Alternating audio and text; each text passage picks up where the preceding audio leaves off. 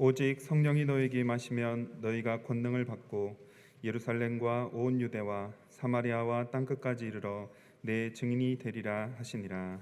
아멘.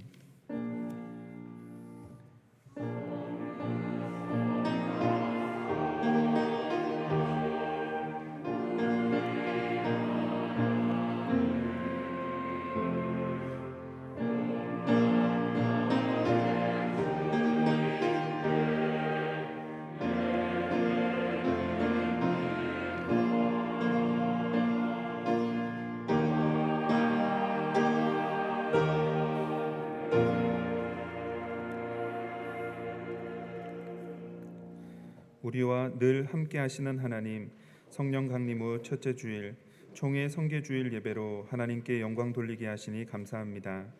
이 예배를 통해 주님의 은혜를 누리게 하시고 땅 끝까지 이르러 주님의 증인의 사명을 감당하도록 도우소서.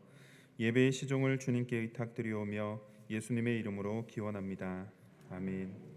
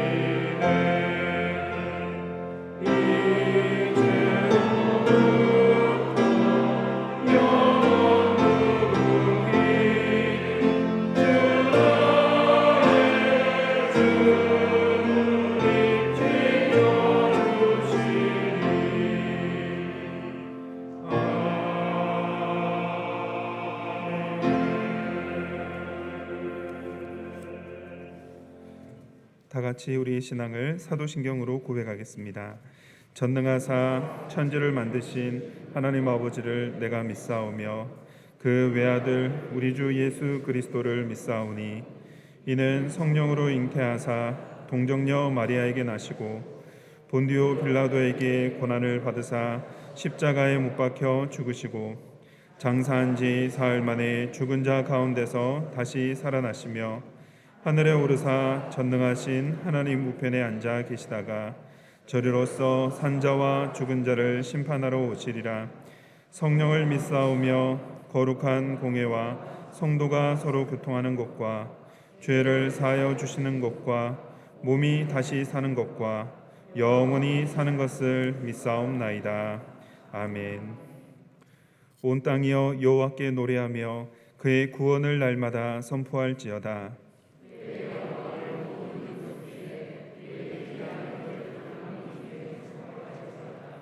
여호와는 위대하시니 극진히 찬양할 것이요 모든 신보다 경외할 것이며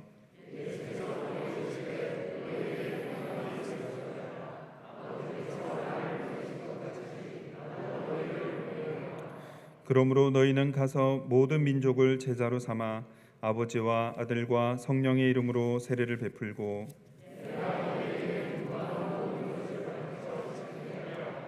볼지어다 내가 세상 끝날까지 너희와 항상 함께 있으리라 하시니라.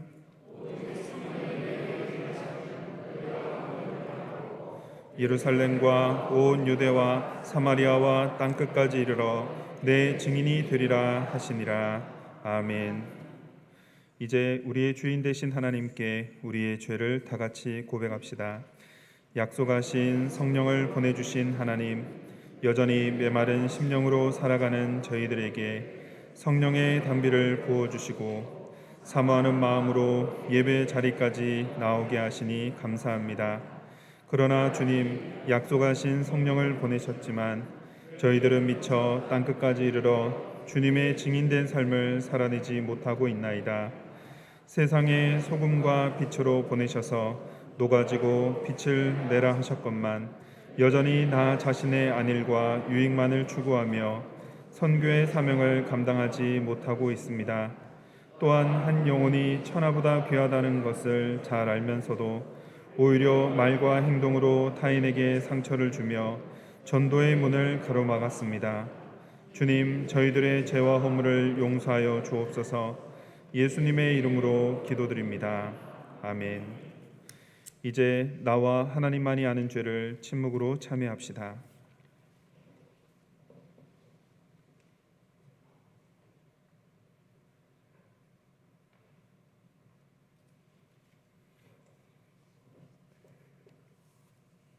교우 여러분, 하나님의 기쁜 소식을 믿으십시오. 예수 그리스도 안에서 여러분은 용서를 받았습니다. 이제 이 동일한 기쁨을 여러분들의 자매와 형제와 주변의 이웃들에게 전해 주십시오.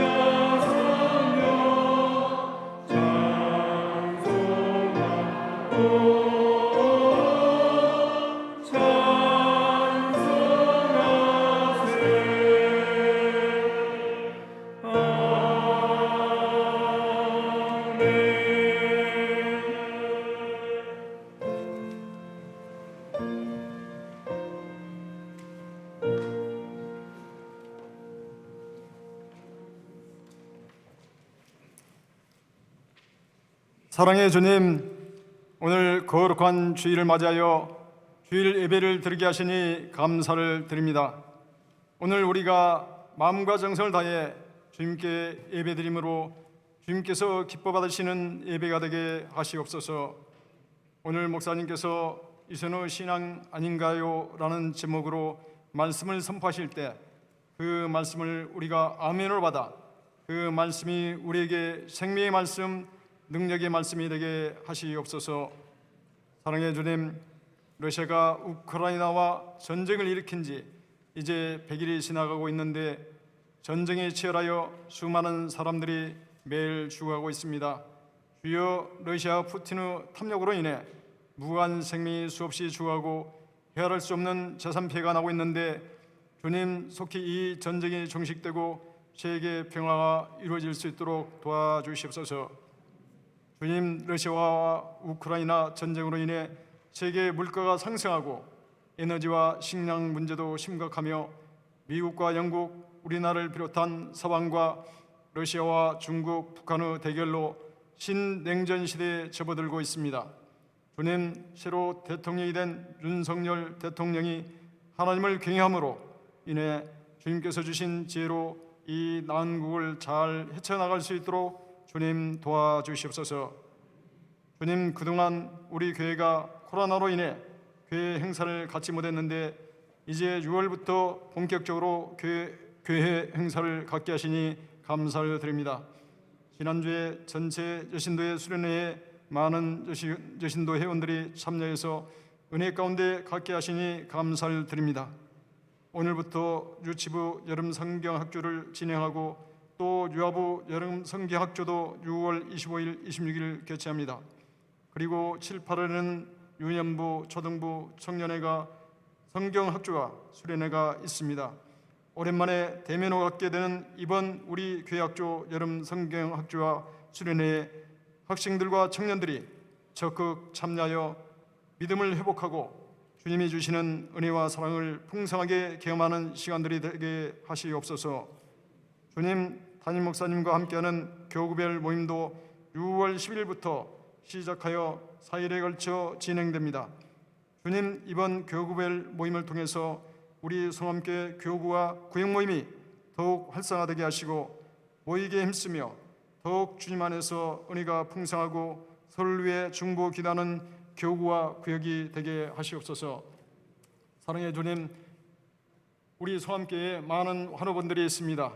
유아라파 치료자 되시는 여호와 하나님께서 안수하여 주시고 치료의 왕선을 비추셔서 속히 치료되고 회복되게 하옵소서. 주님, 우리 교회 원로 장로님들을 비롯해서 연로하신 어르신들이 많이 계시는데 이제 날씨가 점점 더워지는데 주님께서 함께 하심으로 건강을 지켜주시고 주님이 주시는 평안과 감사가 넘치는 삶을 살게 하옵소서. 사랑의 주님, 주님께서 천국은 침노한 자의 것이라고 말씀하셨는데 주님, 우리 소함교회 성도님들이 전교인 성경 통독을 비롯해서 예배와 말씀과 기도를 통해서 더욱 주님이 주시는 은혜를 풍성히 경험하며 주님 안에서 참 평안과 기쁨을 누리며 살 수 있도록 주님 도와주시옵소서. 항상 교회와 성도들을 위해 늘 기도하며 수고하시는 담임 목사님과 부목사님과 전도사님들을 영육간에 강건하게 하시고 맡겨주신 사명 잘 감당할 수 있도록 주님께서 성령의 권능을 부어주시고 은혜와 사랑으로 풍성히 채워주시옵소서. 오늘 또 찬양으로 섬기시는 시온 성가대원 한 분 한 분을 주님께서 축복하여 주시고 성가대의 찬양을 통해 주님께서 큰 영광 받아주시며 듣는 모든 성도들에게 큰 은혜의 찬양이 되게 하옵소서. 우리를 죄와 사망 권세로부터 해방시켜 주셔서 부활의 소망을 갖고 살게 하시며 주님이 주시는 평안과 기쁨과 감사의 삶을 살게 하시는 예수님의 이름으로 기도드립니다. 아멘.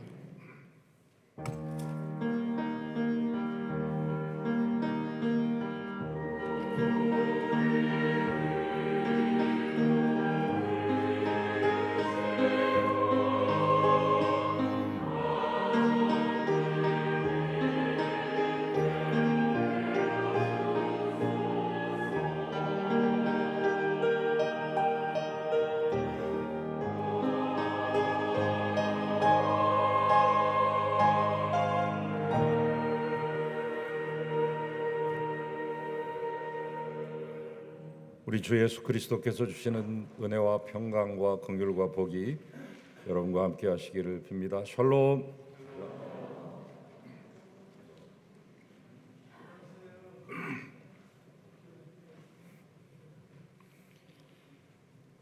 거리두기가 해제됨에 따라서 차츰 주일 예배가 또 회복되고 있어서 너무 감사합니다.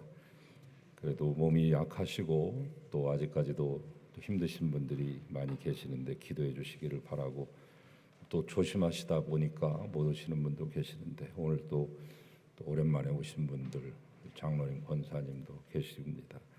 그중에 특별히 좀 멀리 수원에서 그동안 코로나 때 못 오셨는데 다른 교회를 등록을 안 하시고 우리 교회만 꼭 오시겠다고 그래서 바로 코앞에 집 문을 나서면 앞에 교회가 있는데도 그곳으로 안 가시고 굳이 이곳까지 이렇게 오시는 우리 권사님, 귀한 정차임 권사님 오랜만에 오셨습니다. 항상 3층에 앉으셨는데 오늘은 모처럼 2층에 맨 앞좌석에 앉으신 우리 박수로 환영하겠습니다.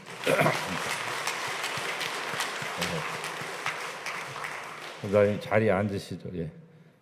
이제 89세가 되셔가지고 많이 힘드신데 여기까지 오시느라고 애쓰셨어요. 오늘 꼭 구역 식구들이랑 만나시고 맛있게 식사하고 가시기 바랍니다.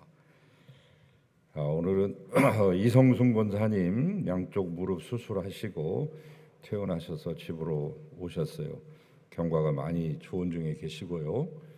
그래도 빨리 나으시라고 기도해 주시고, 특별히 민선영 권사님, 신승균 권사님이 노년에 이렇게 수술을 하셔서 회복이 좀 더딘 가운데 조금 고통 중에 계십니다. 기도해 주시기 바라고, 이순미 권사님은 좀 다리를 겹질르셔가지고 약간 통증과 염증이 함께 와서 많이 고통 중에 계셔요. 이순미 집사님을 위해서도 기도해 주시고 다른 환우들 기억하시고 기도해 주시면 고맙겠습니다. 오늘은 특별히 성령 강림 후 첫째 주일이고 교회력으로 총회가 정한 총회 선교 주일이 되겠습니다. 해마다 6월 둘째 주일이면 제가 마스크 벗는다고 해놓고 해마다 둘째 주일이면 총회 선교 주일로 지키는데 올해는 특별히 총회에서 영상을 보내오셨어요. 총회 선교 주일을 이제 홍보하는 영상을 보내주셨는데 총무님과 또 전 교단 최초 여성 총회장이신 김은경 목사님도 등장하셔서 여러분에게 안부 전하시고 또 설명해 주실 겁니다. 잠시 3분짜리 영상인데 함께 보시도록 하겠습니다. 매년 우리 교단은 선교주의를 통해 주님이 말씀하신 기쁜 소식을 전하며 하나님의 선교를 실천해 왔습니다. 개척교회와 미자립교회의 악기 지원을 비롯한 인적, 재정적, 물질적 지원을 하고 있습니다. 농어촌 교회의 어려운 현실들을 돕기 위해 기장농목과 생명선교연대, 농촌개발원과 기살림 생협과 연대하여 여러 가지 구체적인 방안을 모색하고 있습니다. 106회 총회에서 채택했던 탄소중립선언의 구체적인 목표와 실천 방안으로 기독교 환경운동연대와 탄소중립 캠페인 업무협약식, 아이쿱 생협 업무협약식, 올해의 녹색교회 시상식 등 다양한 활동을 진행하고 있습니다. 평화통일 아카데미와 평화통일 기행, 그리고 매주 평화통일 월요기도회를 진행해왔으며 화해와 평화의 교회를 남과 북의 접경지대에 세우기 위해 준비하고 있습니다. 소외되고 핍박받는 고난의 현장으로 달려가 그들의 아픔과 눈물에 공감하며 인권 선교에 힘써왔습니다. 이번 주일은 2022년 총회 선교주일입니다. 하나님의 선교와 하나님 나라의 확장을 위해서 생명, 정의, 평화를 위해 일하는 우리 교단의 국내 선교 영역과 그리고 해외 선교 그리고 선교지들을 기억하며 기도하고 지원하는 주일입니다.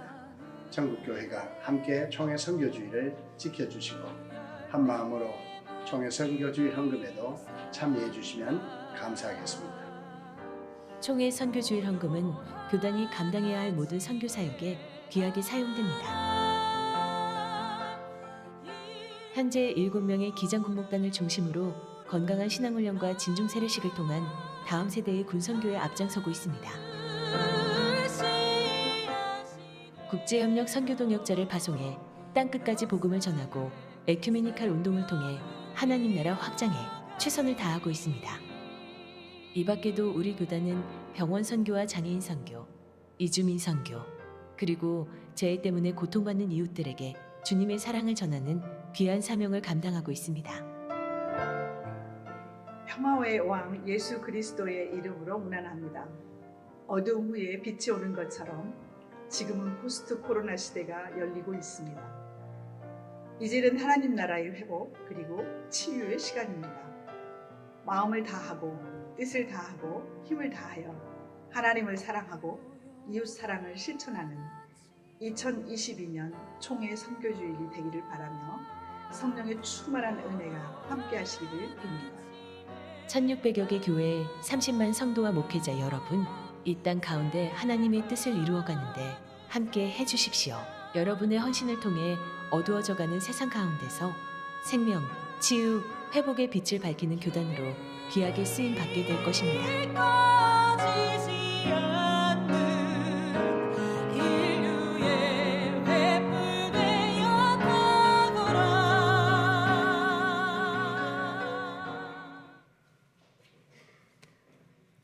네, 계속 광고 이어가겠습니다. 다음 주는 6.25 민족 화해주일이 되겠습니다. 아직까지 통일을 이루지 못하고 있는 우리의 아픔, 이 분단병으로 말미암아 파생되는 수없는 갈등들이 지금도 재현되고 있습니다. 민족의 통일을 위해 기도해 주시기 바랍니다. 시편 49편까지 성경 통독 꼭 하시기 바랍니다. 지난 1, 2교구 모임 때 근황을 여쭙고 이렇게 했는데 어떤 권사님이 성경을 13독째 하고 계시다고 그래서 깜짝 놀랐습니다. 저도 그렇게 못하는데 여러분들이 이렇게 적극적으로 참여하신 것을 감사를 드립니다. 통독하시고 또 여유가 되시고 또 은혜를 받으신 분들도 필사까지 하시면 좋겠습니다. 이번 주 저하고 함께 만나는 교구는 3교구 4교구가 되겠습니다. 지난번에도 뜻하지 않게 오시겠다고 말씀 안 하신 우리 권사님들도 계시고 오셔서 얼마나 반가웠는지 알 수 없습니다. 이번 교구도 많이 오시길 바랍니다. 미리 그 전날 목요일 오전까지 말씀해 주셔야 오후에 도시락을 제가 맞출 수 있습니다. 제가 사드리는 거니까 특별한 의미를 담아서 여러분에게 대접해 드리는 거니까 많이 오셔서 맛있게 드시길 바랍니다. 청년들하고도 이렇게 함께 만나는 시간을 다음 주부터 갖습니다. 장차 우리 남신도들도 곧 만날 수 있기를 바랍니다. 여름 성경학교 시작되었습니다. 오늘부터 유치부 여름 성경학교 시작되었습니다. 지금 현재 초등부는 한신대학원 캠퍼스 민영공원에서 야외 예배를 지금 진행하고 지금 예배를 시작했습니다. 예배 후에 식사도 같이 하고 또 여러 가지 공동체 프로그램도 같이 진행할 겁니다. 유치부 지금 시작해서 교육관 1층에서 지금 진행 중에 있습니다. 유아부 25일부터 시작합니다. 기도해 주시기 바랍니다. 우리 손명철 목사님 잘 아시죠? 제가 왔을 때 이 교회에서 전도사를 하고 또 준목이 되어서 목사님 돌아가셔서 2년 동안 목사 안수를 못 받고 있다가 2010년 11월 11일에 제가 안수를 했습니다. 그래서 손명철 목사님, 조대봉 목사님 같이 안수를 했던 걸 기억하는데 벌써 12년이 됐네요. 그때부터 안수 받으신 후에 부목사로 12년 동안 애쓰시다가 바름교회에서 훈련을 받으시고 이제 광주 가나안교회 우리 교단의 어른이신 총회장, 증경 총회장이신 배야선 목사님께서 은퇴 후에 개척하신 아주 훌륭한 교회죠. 이 교회에 담임 목사 취임 감사 예배를 오늘 오후 4시에 드립니다. 교회에서는 교회 이름으로 또 큰 화분을 보내드렸는데 여러분 축하해 주시고 또 개인적으로 전화하실 분들은 또 전화도 하시고 이렇게 축복해 주시기를 부탁을 드립니다.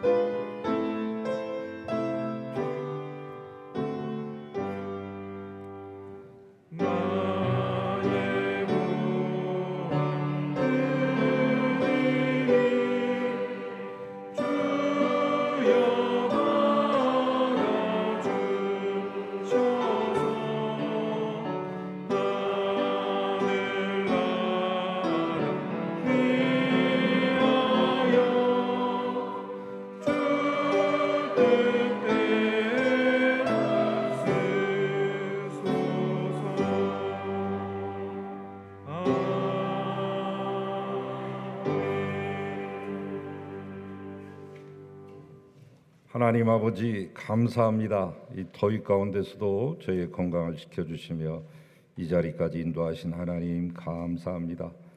하나님 이제 예물을 드립니다. 받으시옵소서. 11조 예물과 또한 추정헌금과 여러 가지 감사의 예물과 또한 선교의 예물로 드립니다. 특별히 총회 선교주일 예물로 성별하여 드리는 손길도 있사오니 이 예물을 통하여서 우리 총회가 선교의 지경이 날로 확장되게 하소서.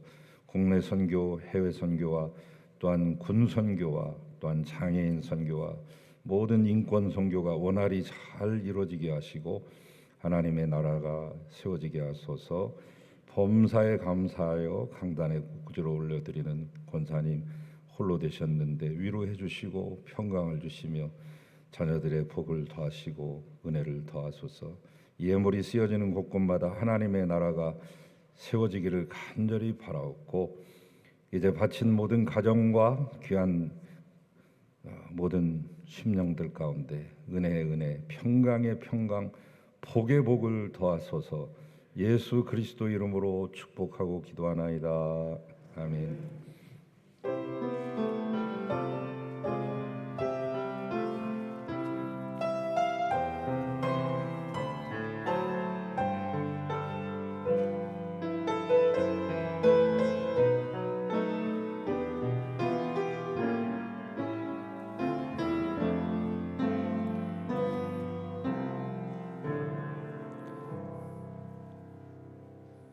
이제 하나님의 말씀을 받겠습니다. 오늘 우리에게 주시는 하나님의 말씀은 마태복음 23장 1절에서 12절까지의 말씀입니다. 이에 예수께서 무리와 제자들에게 말씀하여 이르시되 서기관들과 바리새인들이 모세의 자리에 앉았으니 그러므로 무엇이든지 그들이 말하는 바는 행하고 지키되 그들이 하는 행위는 본받지 말라. 그들은 말만 하고 행하지 아니하며 또 무거운 짐을 묶어 사람의 어깨에 지우되 자기는 이것을 한 손가락으로도 움직이려 하지 아니하며 그들의 모든 행위를 사람에게 보이고자 하나니 곧 그 경문띠를 넓게 하며 옷수를 길게 하고 잔치의 윗자리와 회당의 높은 자리와 시장에서 문안 받는 것과 사람에게 랍비라 칭함을 받는 것을 좋아하느니라. 그러나 너희는 랍비라 칭함을 받지 말라. 너희 선생은 하나요 너희는 다 형제니라. 땅에 있는 자를 아버지라 하지 말라. 너희의 아버지는 한 분이시니 곧 하늘에 계신 이시니라. 또한 지도자라 칭함을 받지 말라. 너희의 지도자는 한 분이시니 곧 그리스도시니라. 너희 중에 큰 자는 너희를 섬기는 자가 되어야 하리라. 누구든지 자기를 높이는 자는 낮아지고 누구든지 자기를 낮추는 자는 높아지리라. 아멘. 주님의 말씀입니다.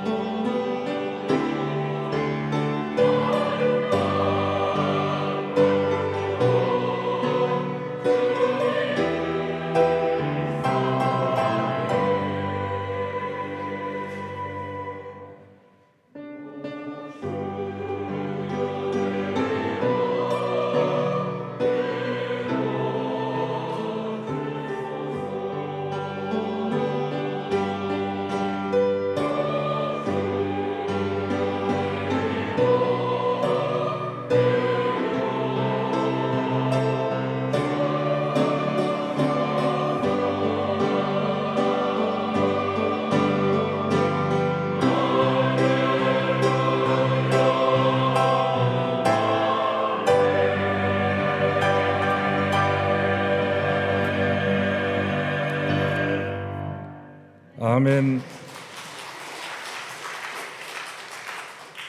할렐루야. 하나님 영광 받으소서. 이 찬양의 귀를 기울이사 크신 영광을 누리소서. 사랑하는 우리 시온 성가대가 언제나 아름다운 귀한 찬양을 올려드립니다. 하나님 기뻐 받으시고 우리 대원들, 대장님, 또 지휘자님, 반주자님들 다 기억하시고 큰 사랑으로 덧입혀 주시며 아름다운 찬양을 늘 주 앞에 올려드리는 부족함이 없도록 또 앉고 서고 들어가고 나가는 자리마다 함께 하소서. 하나님 말씀을 듣는 모든 성도들에게 은혜를 베풀어 주시옵소서. 부족한 종 주의 말씀을 운반합니다. 도와주시기를 비옵고 예수님 이름으로 기도하나이다. 아멘. 자, 오늘 본문의 말씀은 이해라고 하는 단어로 시작됩니다. 이에 예수께서 무리와 제자들에게 말씀하여 이르시되 이렇게 말하고 있죠. 이에라고 하는 말의 뜻은 그때라고 하는 뜻도 되고 그때 이후로 또는 그리하여 이런 뜻으로도 해석될 수 있겠습니다. 앞에 있는 것을 받는 말씀이죠. 마태복음 22장 전체를 받는 단어입니다. 이 이해라고 하는 작은 단어 하나를 가지고 앞에 있는 장 모두를 지금 받고 있습니다. 그것을 이해하셔야 오늘 이 말씀이 풀리기 시작하는 것입니다. 23장부터 이제 바리새인과 서기관들의 외식과 위선에 대해서 말씀하시고 24장으로 넘어가면 장차 오는 일, 이 종말에 되어질 일에 대해서 예수님 나름대로의 묵시록을 발표하시는 것이죠. 그러면서 이제 25장으로 넘어가면서 여러 가지 비유 말씀도 하시고 이제 십자가로 향하시는 그 행렬이 진행되는 것입니다. 자, 오늘 예수님께서 이해라고 하는 말은 22장에 제사장과 장로들이 무리를 져 가지고 와서 당신의 권위가 어디서부터 오는 것이오? 라고 하는 이 질문, 또 바리새인과 헤롯 당원들이 짝짝꿍이 되어 가지고 와서 이 세금 누구에게 바쳐야 됩니까? 라고 하는 질문, 또 사두개인이 와가지고 7 형제가 있었는데 큰 형수를 모두 동생들이 데리고 살았는데 죽은 후에는 부활 후에는 누구의 부인이 되겠습니까? 라고 하는 질문, 바리새인과 서기관들이 함께 때로 몰려와 가지고 어떤 계명이 제일 큽니까? 라고 하면서 예수님께 시비 걸었던 질문. 그러나 예수님이 그때마다 다 모두 시원시원한 대답으로서 그들이 더 이상 말을 하지 못하게끔 입이 있어도 말을 못하는 유구무원의 상태로 몰고 가시고 멘붕 상태를 일으켜서 그들은 고개를 떨구고 힘없이 왔던 길로 되돌아가야만 했던 그 장면까지가 이제 22장이 되겠습니다. 이것이 이제 끝나고 나서 바로 이어진 말씀이에요. 터덕거리며 힘 빠져가지고 돌아가는 바리새인과 서기관들의 뒷모습을 바라보며 자기를 둘러쌌던 제자들과 그리고 유월절을 맞이해서 전국 각지에서 몰려온 이 예루살렘 성전 안에, 특별히 솔로몬 행각 안에 몰려들었던 그 당시의 군중들을 향해서 오늘 하신 말씀이 되겠습니다. 자, 오늘 서기관들과 바리새인들의 행위를 본받지 말거라 이렇게 말씀하셨거든요. 그러면 그들이 본받지 말아야 될 특징적인 행위가 있을 거 아니에요. 그것도 구체적으로 아주 디테일하게 낱낱이 밝히고 계십니다. 첫째는 말한 거하고 행동이 맞지를 않는다. 2절에 보니까 서기관과 바리새인들이 모세의 자리에 앉았으니, 3주 전에 제가 수요 성서연구 시간에 유대인의 회당과 유대인의 이 교육 체계와 예수님은 어느 정도까지 배우셨을까 하는 것을 한 3주에 걸쳐서 말씀드리는 중에 지난 3번째 수요 성서 연구 시간에 모세의 자리를 사진을 찍어서 여러분에게 보여드린 적이 있습니다. 모세의 자리를 잠깐 설명해 드렸는데, 회당에 들어가면 그 회당 맨 앞에 낭독대가 있어요.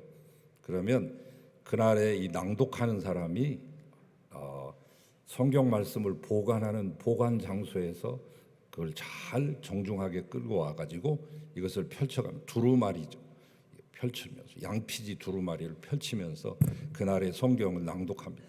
낭독으로 끝나지 않고 낭독이 끝나면 낭독대에서 내려와서 바로 낭독대 옆에 벽면에 부착되어 있는 돌로 만든 자리가 있어요.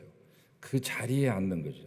그래서 그 자리에 앉아서 그 자기가 방금 낭독한 그 말씀을 가지고 해석을 하고 강론을 하면, 그 말씀을 듣던 사람들은 듣는 것으로 그치지 않고 의문나는 것이 있으면 손들어서 물어보고, 그리고 자기의 의견을 거기에 개진하면서 이제 논쟁이라기보다는 함께 토론을 하는 이 자리가 펼쳐집니다. 그 토론 전체를 주재하는, 성경을 봉독하고 그날의 그 전체 토론을 주재하고 하는 사람이 앉는 자리, 그 자리가 바로 모세의 자리가 되겠습니다. 지금도 이제 고라신이랄지, 고라신이라고 하는 곳이 있잖아요. 고라신이라고 하는 회당에 가면 제일 잘 그게 잘 보존이 되어 있습니다. 뭐 다른 곳에도 그 자국은 있지만 일부가 있거나 또 파손되기도 했는데, 고스란히 모세의 자리가 이 보존되어 있는 곳이 고라신 회당이 되겠습니다. 자, 그렇다면 왜 예수님께서는 바리새인과 서기관들을 책망하기 전에 먼저 그들이 모세의 자리에 앉았다 이렇게 말씀하는 걸까요? 당시 이스라엘 백성들의 랍비라고 불리우는, 즉 스승이라고 자처하던 바리새인들과 서기관들은 입만 열면 나의 스승은 누구다, 나는 아무개 스승의 제자 문하생이야 이렇게 자랑했어. 나는 샴마이 랍비의 학파다, 나는 힐렐 학파야, 뭐 이렇게. 그리고 그분의 스승의 스승은 누구고 또 누구며 거슬러 올라가다 보니 모세까지 다다른 것. 결국 모세를 언급하면서 자신들이 그 모세의 정통 후계자라고 하는 것을 강조했습니다. 마치 장충동에 가면 족발집들이 쭉 늘어서 있는데 서로 원조라고 거기 앞에다가 간판을 늘어놔 가지고 처음 그곳에 도착한 사람이 어느 곳이 먼저 원조인지를 알아볼 수 없을 정도로 각기 자기의 주장을 내세웠던 것이죠. 그런데 문제는 이들이 이렇게 자신을 모세와 연결시키면서 얻고자 했던 효과는 뭐냐? 스스로를 높이는 거죠. 나 이런 사람이야, 내가 모세의 후계자야, 내가 정통파야, 이렇게 말해요. 그들에게 있어서 율법을 해석하고 가르치는 의무가 있습니다만, 그러나 책임 있는 삶을 보여주지를 못했어요. 모범이 되는 삶을 보여주지 못했어요. 이른바 거룩한 민족 성민, 이른바 택한 민족 선민이라고 자부했던 이스라엘 백성들이 자부심만 강했지 말씀대로 하나도 살지 못해가지고 하나님을 그토록 실망시키고 성령을 탄식했던, 그것이 바로 이스라엘의 역사 아닙니까?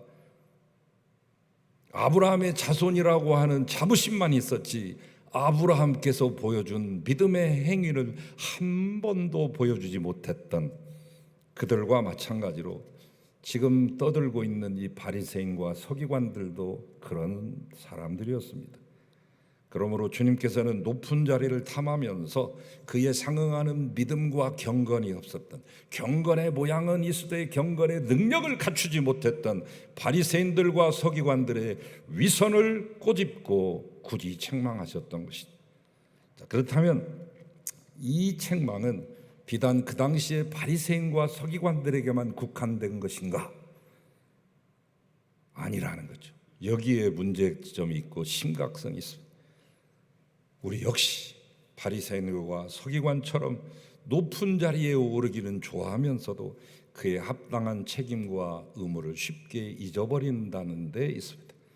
오히려 지위와 직분이 높아지면 의무가 많아지는 것이 사실인데 착각을 하는 거죠. 특권이 많아지는 줄로 아는 것이죠. 그러나 우리가 분명히 기억해야 되는 것은 모든 지위와 직분에는 그에 따르는 행동과 책임과 의무가 있다는 것. 소위 말하면 노블레스 오블리주죠.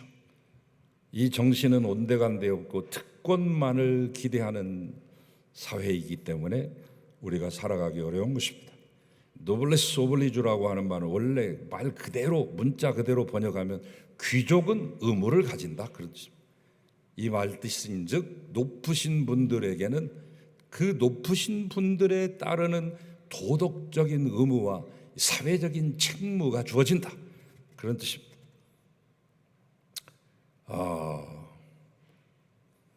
우리나라에 그런 것들을 실천한 분들이 다행히도 계시죠. 요즘은 좀 찾아보기가 쉽지 않습니다만 얼마나 다행인지 모릅니다. 드라마로도 여러 번 나왔는데 제주도에 가시면 꼭 김만덕 이 기념하는 곳을 가보시기 바랍니다. 거상 김만덕이라고 하는 드라마로 꽤 인기가 있었던 것으로 기억됩니다. 여인의 몸으로서 특별히 그것도 제주도라고 하는 한정된 땅에서 그 장사를 잘해가지고 그 장사를 자기를 치부하는 데 그치지 않고 백성을 구제하는 데 썼기 때문에 조정에까지 알려져서 당시의 왕이었던 정조를 아련하고 그리고 금강산 구경까지 다녀왔던 한양에 있는 내노라고 하는 세도가들과 사대부들이 그 여인의 얼굴을 한번 보려고 인산인해를 이뤘던 그 화제의 여인 거상 김만덕은 노블리스 오블리주를 제대로 보여준 분이시죠. 그런가 하면 저 서북지방의 끝부분에 있는 의주만상인 임상옥이라고 하는 분도 계십니다. 영화의 상도라고 하는 MBC 드라마로 제가 기억합니다만 상당한 시청률을 올렸던, 결국 남는 것은 사람이니 사람 장사를 잘해야 된다는 아버지 만상 아버지의 유언을 이어받아서 그렇게 살았던 임상옥의 생애, 굶어 죽어가는 모든 이들을 구제했던, 자기의 부를 가지고서 치부하지 않고 주변의 이웃들을 건사하고 돌봤던 그런 위대한 우리의 스승과 같은 선배가 있다고 하는 것이 너무 감사하죠. 그런가 하면 경주의 최씨 부자댁 12대를 내려오는 동안 9진사를 배출하고 300년 동안 그 부가 그치지 않았던 그 유명한 최씨 부자, 최진립 장군, 왜구로부터 나라를 지켜내고 했던 최진립 장군 이후의 12대, 마지막 12대 최준씨, 독립군, 자기가 갖고 있던 돈을 가지고 독립운동에 모두 쏟아부으면서 일제 순사에게 붙들려가서 가진 고문을 당하고 나와서 그나마 남아있던 모든 재산마저 사회에 환원했던 명품 명가 최씨 부잣집은 노블리스 오블리주의 아주 끝판왕이라고 볼 수 있겠습니다. 근데 노블리스 오블리주만 있는 게 아니라 리세스 오블리주라고 하는 것도 있습니다.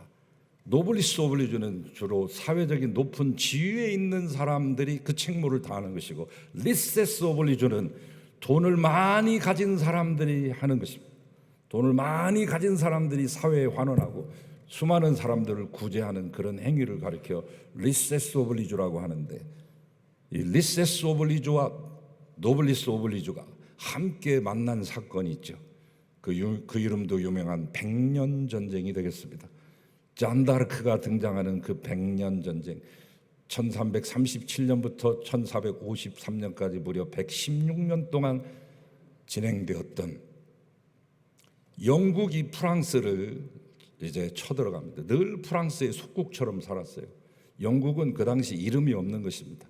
무명의 섬이고 그냥 프랑스가 하라면 하는 대로 하는 거고, 가르쳐주면 가르쳐주는 대로 살고, 프랑스 왕이 영국 건너가서 영국 왕이 되고, 우리가 마치 우리의 이 백제 왕이랄지 이 가야의 왕이랄지 신라의 왕이 대마도나 일본 땅에 건너가서 동시 일본 왕도 되고 백제도 통치하며 일본도 통치했던 동시 왕이 됐던 것처럼 프랑스 왕이 영국에 가서 왕 노릇을 했거든요.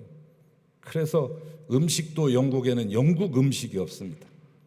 그냥 감자 조각 자른 거하고 생선 조각 튀긴 거, 이것이 영국의 대표 음식. 다 프랑스에서 배운 것이죠. 그러니까 너무 짜증이 나는 거예요. 에드워드 3세 영국 왕이 저 프랑스를 한번 쳐들어가야 되겠다. 그래서 도보 해협을 건너서 이 프랑스와 영국에서 가장 가까운 프랑스 땅인 칼레에 이르게 됩니다. 그때가 1347년쯤 됩니다. 11개월 동안 집중 공략을 해서 함락시킵니다. 그래서 이 본때를 보여줘야 되겠다. 프랑스 놈들, 이 칼레 시민들을 모두 도륙하고 학살하리라. 단 한 놈도 남기지 않고 죽이리라. 굳게 결심했는데 이 칼레 시장이 나와서 무릎을 꿇고 펑펑 울면서 초를 죽여도 좋으니 이 시민들만은 살려달라고 말합니다. 이거 봐라, 이런 놈도 있네. 마음이 약간 동해져. 그래서 이제 조건을 내겁니다. 내일 요맘때까지 니네 시를 대표하는 사람 6명 뽑아가지고 다 발가벗고 나오고 목에다가 오랏줄을 두르고 오라. 교수형 시킬 테니까. 그리고 이 시를 들어가는 이 성문의 열쇠와 이 시의 금고를 관장하는데 그 필요한 열쇠 2개 가지고 오라. 그러면 내가 생각해 볼게. 내심 이 에드워드 3세는 이놈들이 가가지고 대신해서 죽을 사람 6명 뽑다가 자중질환 일어나서 지네들끼리 치고받고 죽을 것이라고 생각했는데 웬걸 그 다음날 그맘때 6명이 발가벗고 오랏줄을 두르고 와서 무릎을 꿇고 엎드립니다. 우리의 시민들만은 살려달라. 근데 그 6명이 누군 줄 아세요?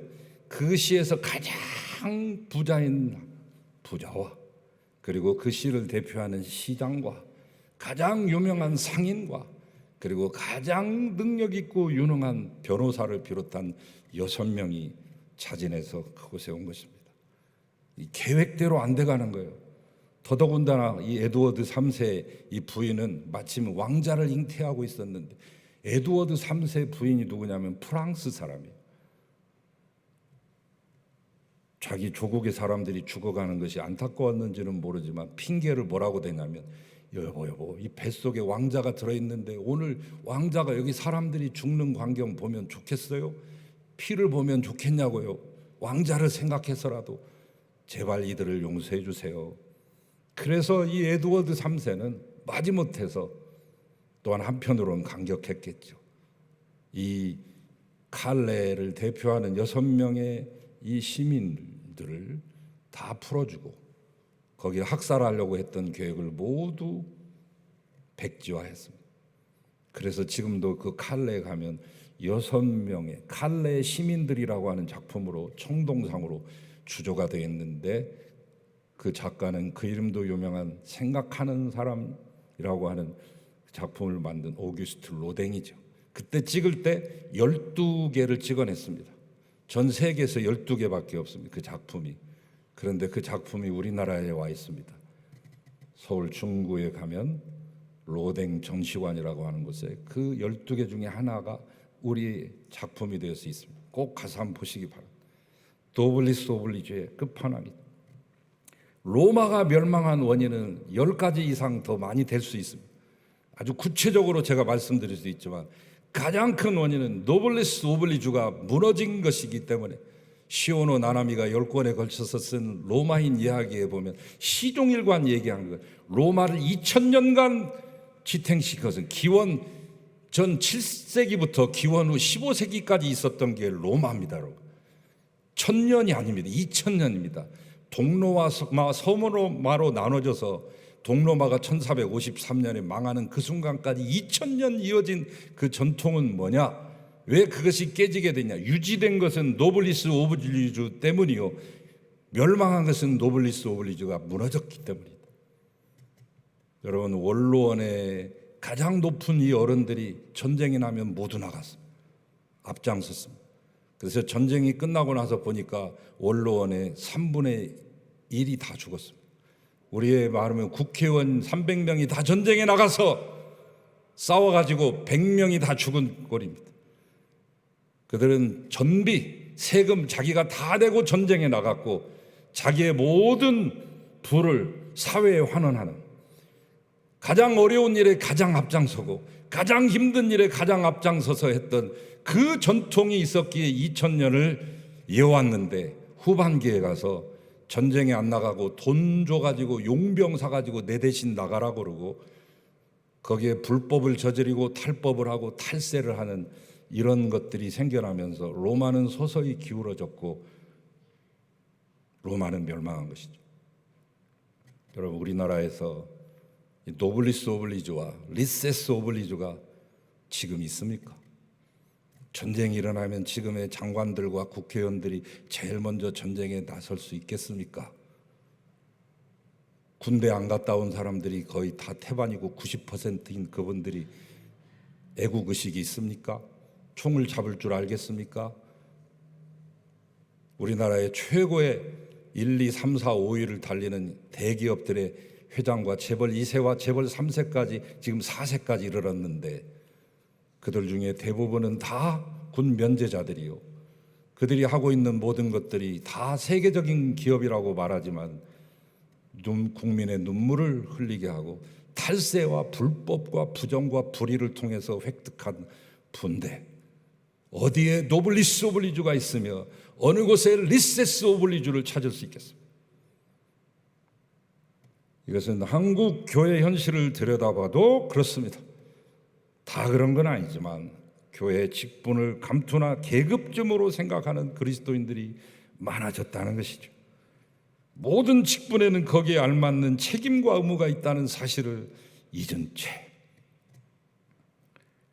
예수님께서 모세의 자리, 곧 높은 자리만 탐하는 바리새인과 서기관들 경계하시면서 이렇게 말씀해서, 그러므로 무엇이든지 그들이 말하는 바는 지키되 그들이 하는 행위는 본받지 말거라. 그들은 말만 하고 행하지 않느니라. 말인즉 다 옳은 얘기를 하는 것입니다.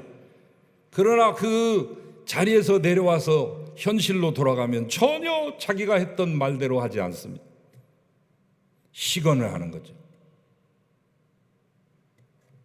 주님께서 바리새인과 서기관들을 본받지 말라고 하는 이유, 말만 하고 행하지 않기 때문이다.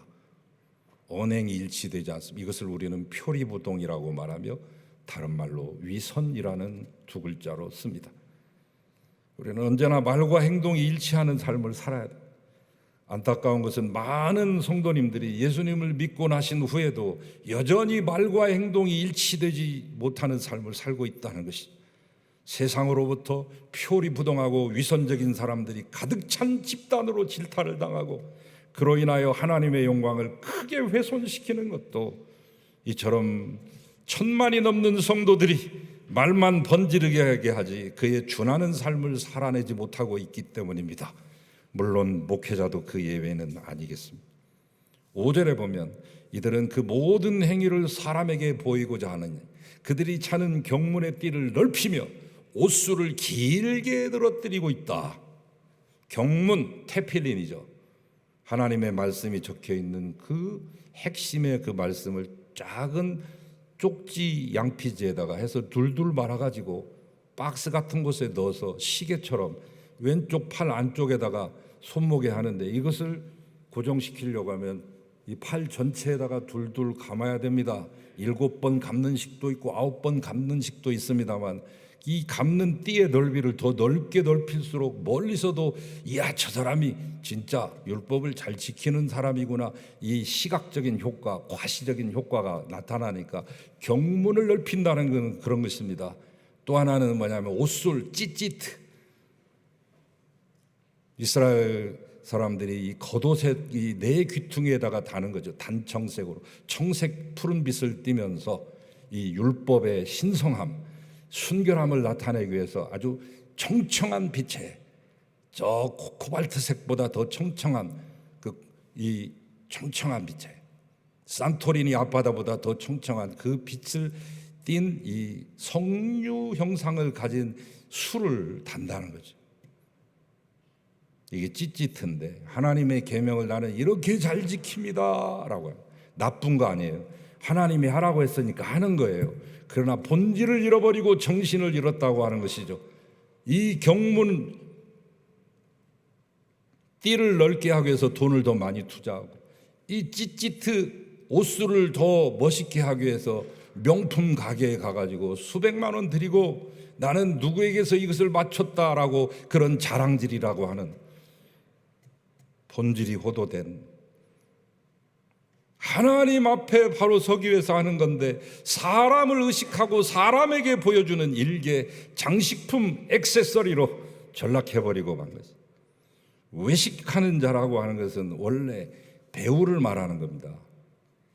영어의 hypocrite이라고 하는 말은 원래 이 배우를 말하는 거예요. 배우들은 원래 고대 연극에서 보면 다 가면을 썼어요.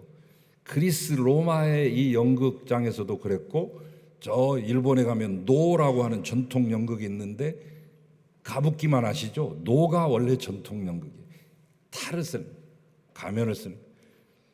중국의 경극도, 여러분 패왕별이라고 하는 영화를 보셔서 친근하신 경극도 이 탈이 있는 것입니다. 우리나라의 탈춤도 각자의 캐릭터에 맞는 말뚝이 탈이 있고 양반 탈이 있듯이 탈이 있는 것입니다. 서양의 마스크도 그런 역할을 하는 거예요.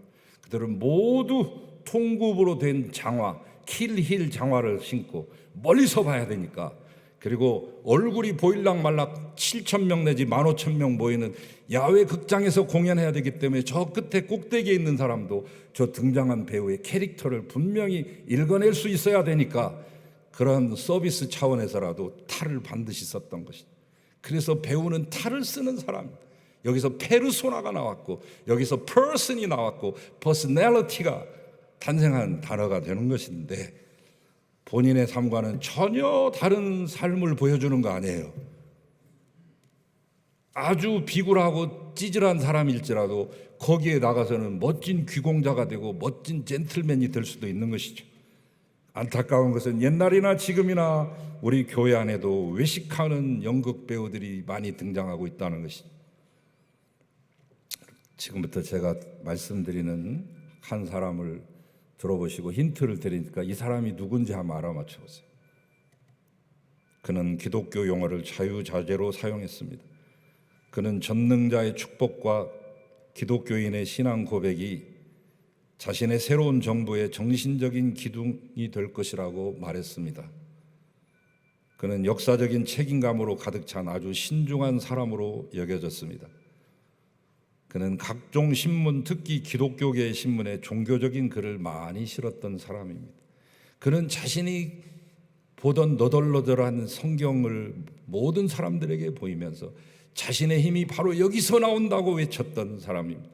사람들은 그를 하나님이 보내신, 이 시대에 하나님이 보내신 사람이라고 말하기 시작했습니다. 그는 누구일까요?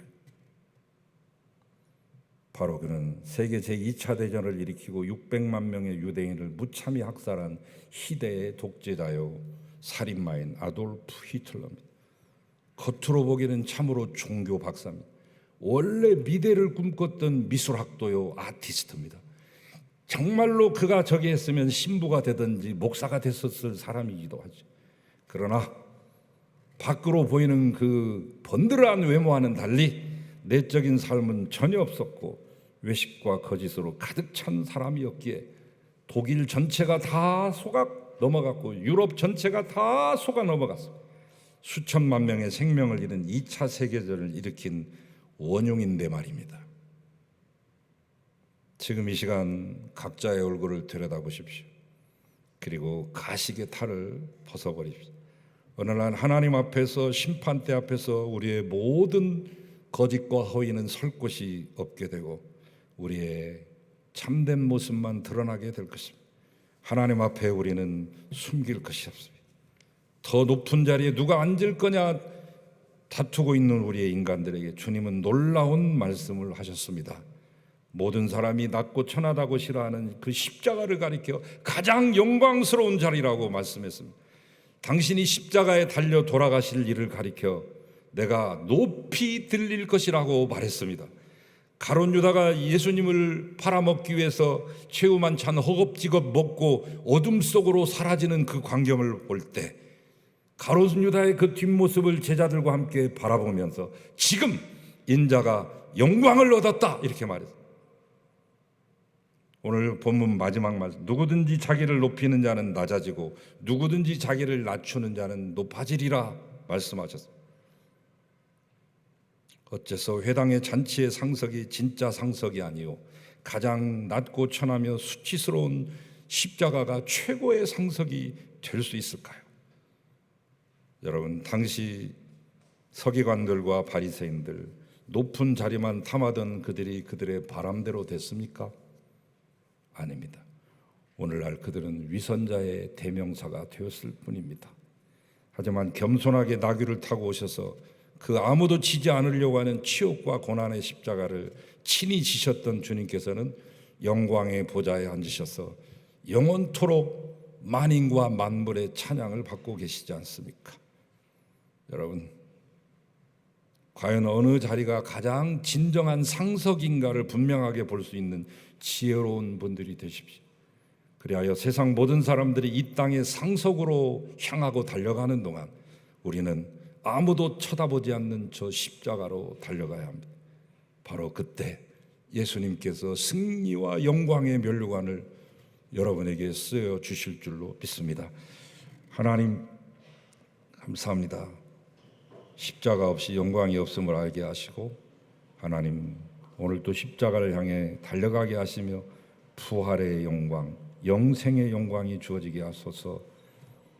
예수 그리스도의 이름으로 기도하나이다. 아멘.